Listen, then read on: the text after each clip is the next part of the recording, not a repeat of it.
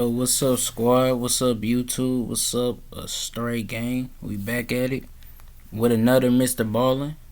We got a disturbing story. Let's get into it. No more holding up y'all time. I hope y'all have a good day. Hope y'all been taking care of yourself. Hope y'all been relaxing, chilling, getting things done. Was walking along this dirt path when suddenly he started feeling like he was being watched. And so he looked to his right and to his left into the trees of the rainforest on either side of him, but he couldn't see any animals or people. There was no movement. It was eerily quiet and dark. And so the farmer told himself that he was okay, just keep going, get home. And so as he's walking, he begins speeding up faster and faster because the anxiety is growing inside of him, because he can't shake this feeling that he's being watched. And so finally, when he's close enough to his village, he just starts running, fearing that whatever or whoever is watching him is going to jump out and grab him. And so he speeds to his house. He literally dives through an open window into his house. He shuts the window. He makes sure all the doors are locked. And he's standing there in his house. It's pitch black. And he's thinking, okay, I'm safe. But suddenly he realizes not only has this feeling not gone away, he still feels like he's being watched. But whoever or whatever is watching him, he knows without looking that they're right outside of his house, outside the window to his left. And when he turned to look, he was right. What happened next would prompt a full-scale military investigation that's into a wild. subject that can only I don't be even believe that's classified crazy. That's a as crazy paranormal. story. But before we get into that story, if you're a fan of the strange, dark, and mysterious delivered in story format, then you've come to the right place, because that's all. Make sure y'all hit that like and subscribe button too. Share with your friends, share with your family. Please figure out which book the like button is reading currently, and when they're about halfway done with it, spoil the ending. Also, please subscribe to our channel and turn on all notifications so you don't miss any of our weekly uploads. Okay, let's get into today's story. Make sure y'all go support your boy Mr. Ballin. He be really dropping bangers for people. Mr. Ballin is one of them dudes I actually like watching. On March 4th, 1946, nearly every resident of a rural Brazilian town called Araçariguama packed up a few days' worth of food and drink and headed south to the nearest big city to celebrate the Festival of Carnaval. This festival is an opportunity for folks to cut loose and eat good food right before most of them go into a religious fasting period. One resident who opted not to join the fun at this festival was a 44-year-old man named João Prestige Filho. João was a farmer. He had 5 kids. He was a very quiet guy, and he did not enjoy things like the festival for Carnival. The crowds and the noise made him anxious, and he really hated dancing, which there was a lot of at these festivals.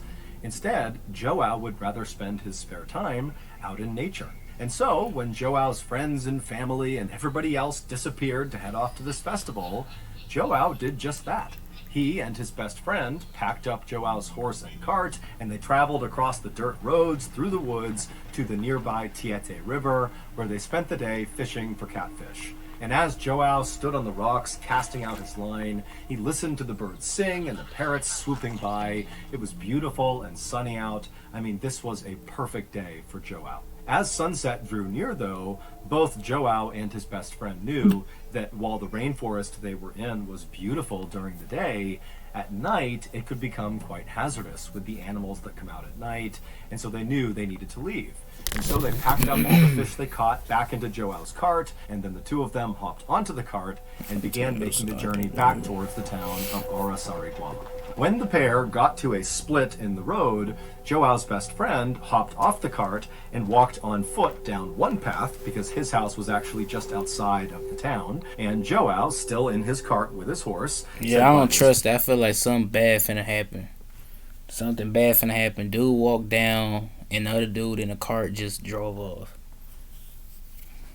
Friend and went the other direction. Now, by this point, the sun had completely set, and so it was totally dark out. As I swear, if that was me, bro, I would not. Hey, man, just drive me all the way up to my house, and you go back down and drive back to your place.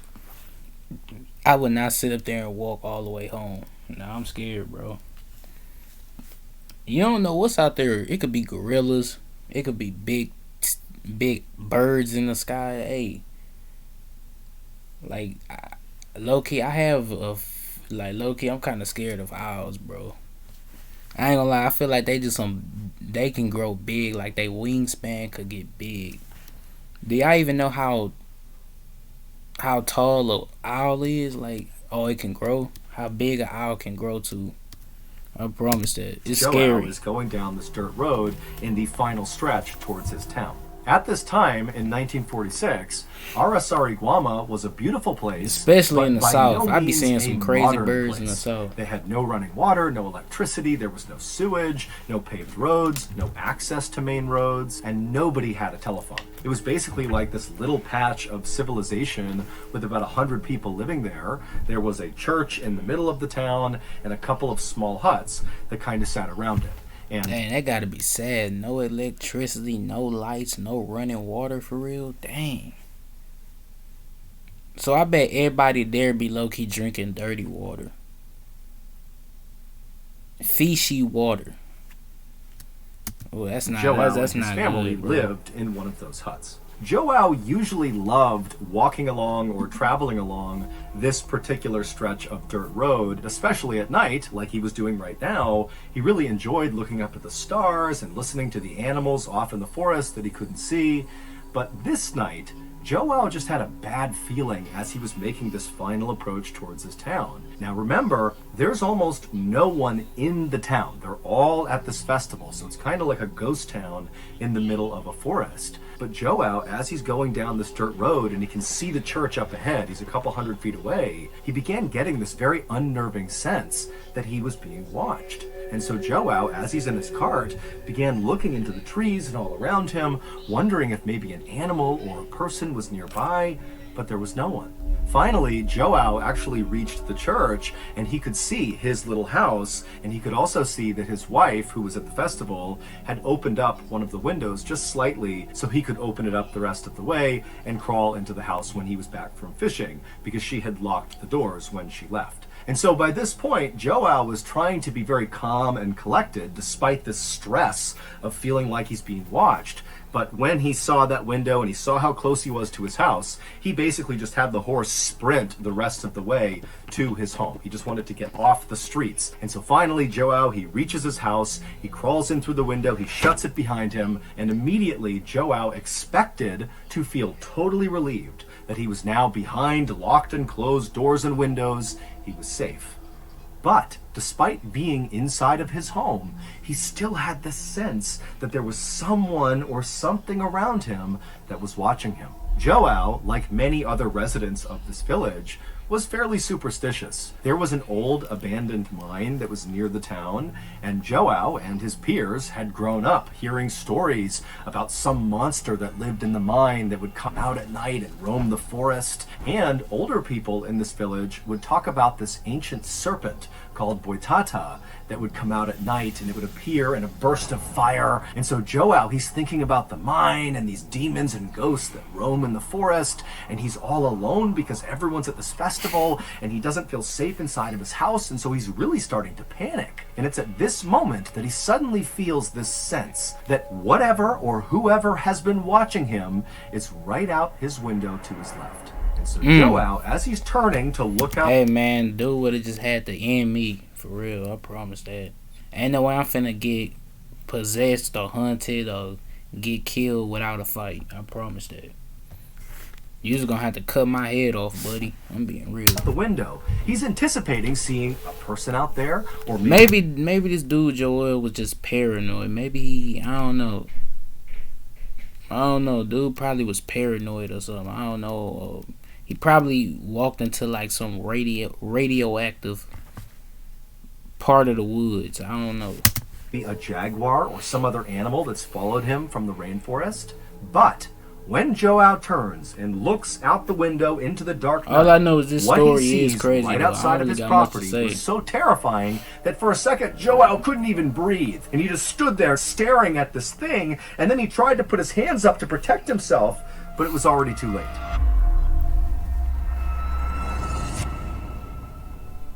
If you've made it this far into today's story, then I think it's safe to assume that you enjoy my style of storytelling, which boils down to true, strange, dark, and mysterious tales with a big plot twist or reveal at the end. And if I'm right in thinking that, then I have a surprise for you. In addition to the hundreds of stories you can listen to right here on this YouTube channel, you can also find over 100 other stories. Hey, y'all go support the boy Mr. Ballin. He be dropping banger content. He be literally uploading every Sunday new videos. I rock with Mr. Ballin. Literally hit the like button. Oh, let me do that. I ain't even do that.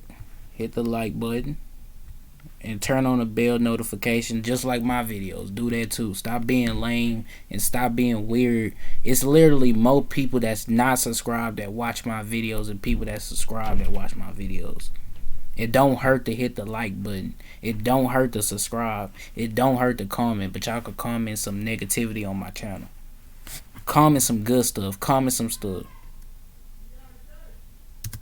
On our podcast, many of which are not on YouTube. They are exclusive to the podcast. The podcast is called the Mr. Ballin Podcast, and on Mondays we put out those brand new exclusive podcast stories, and on Thursdays we put out the remastered audio of our best YouTube videos. Go listen to all 100 plus Mr. Ballin Podcast episodes available exclusively on Amazon Music with your Prime membership. If you're not a Prime member, you can still listen to the Mr. Ballin Podcast by subscribing to Amazon Music Unlimited in the Amazon Music app. Download the app today. Okay, back to the story.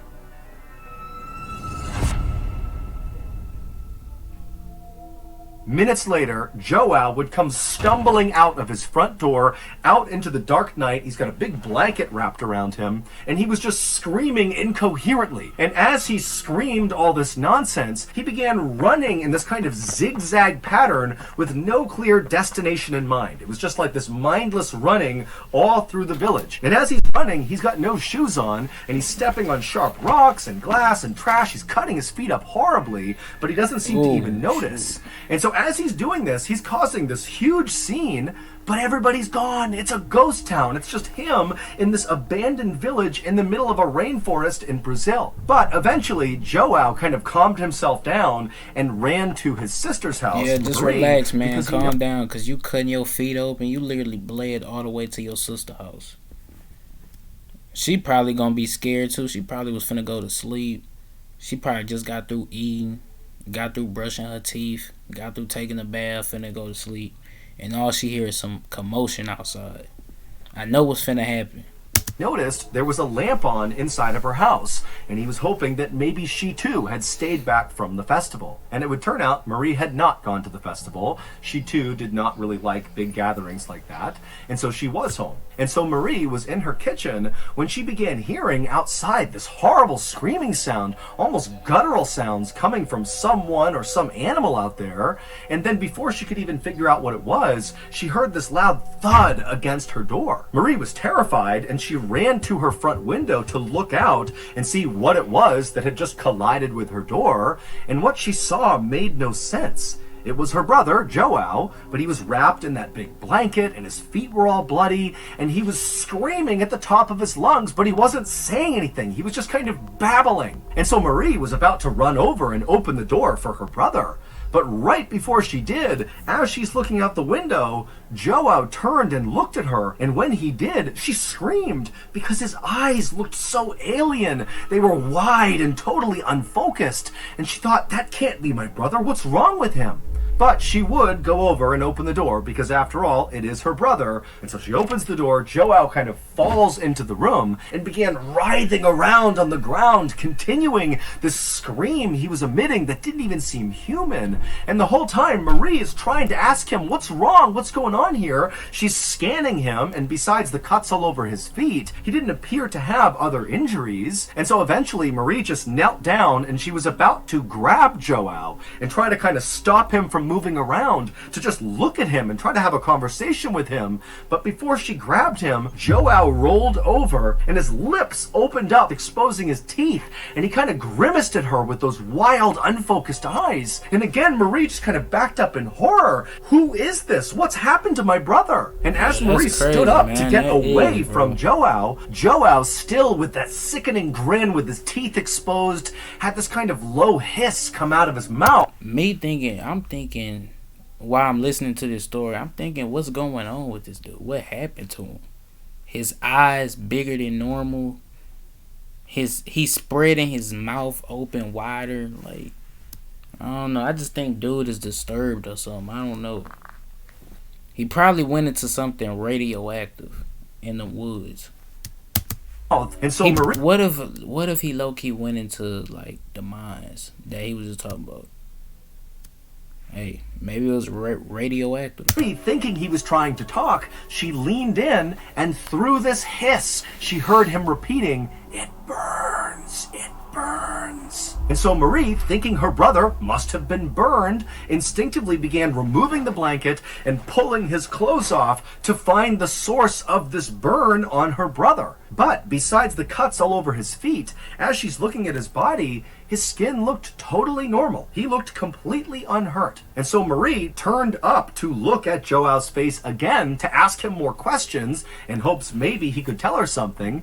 And it was at that moment she noticed that even though he didn't seem to have any other injuries, his complexion on his face was now starting to change. Now, Joao's cheeks had turned this kind of dark purple and almost looked like they were starting to swell. And so at this point, Marie knew, okay, I can't handle this. I don't know what's going on here. And so she would stand up and just kind of back away from Joao, who's still got that grimace with his teeth exposed and his purple cheeks. He's staring up at Marie. And Marie, she finally backs out and she goes out the front door and she begins running to the other side of town. Marie knew that there were two other men who had stayed home from this festival. I just want to know a question. What would y'all do in this situation? If this was one of y'all family members or somebody that y'all know really well, it don't even have to be a family member. It could be a friend, a childhood friend, a best friend. What would you do in this situation if your friend just came to you wrapped up in a big blanket, feet all cut up, talking about it burns? Hey, I wouldn't know what to do. I probably would have called the hospital. I don't know. I probably would have just called the emergencies on that dude.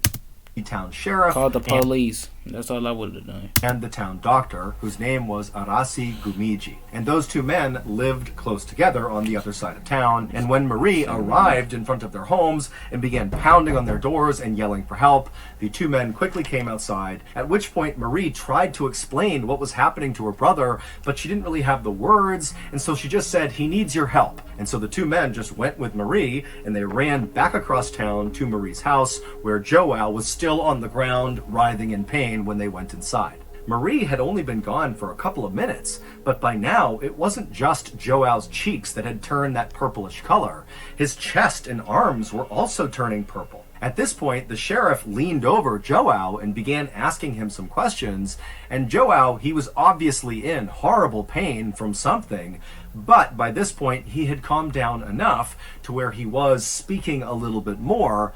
But what he was saying made no sense. He told the sheriff that he had been followed home and then he got burned.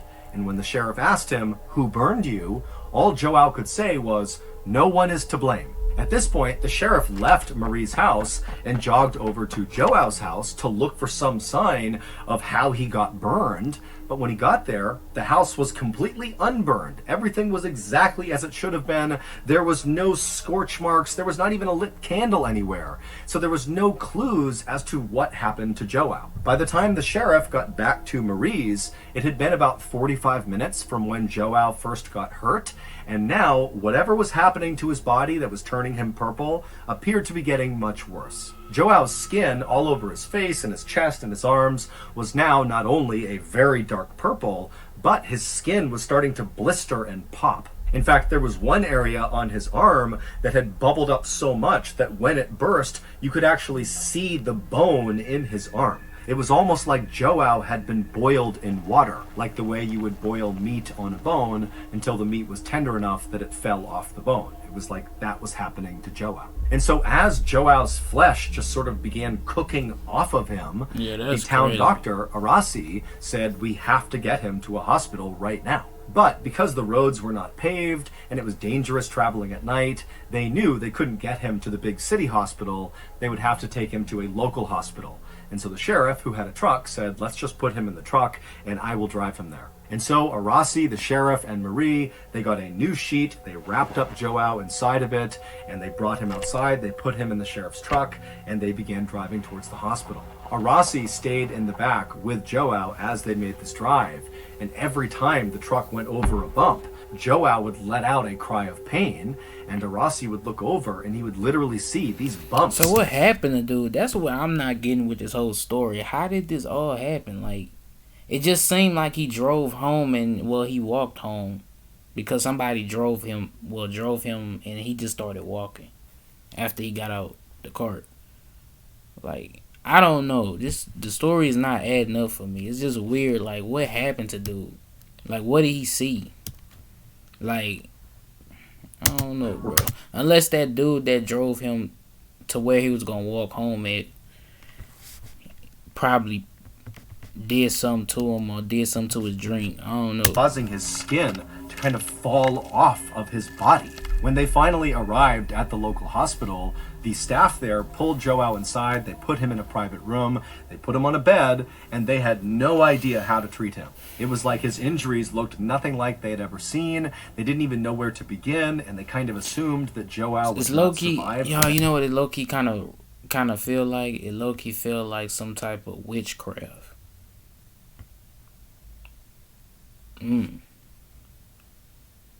I don't know if y'all noticed, but it was a story about a dude similar to this, but except the dude in the other video is from a dude named Disturbing on YouTube. You can watch his videos.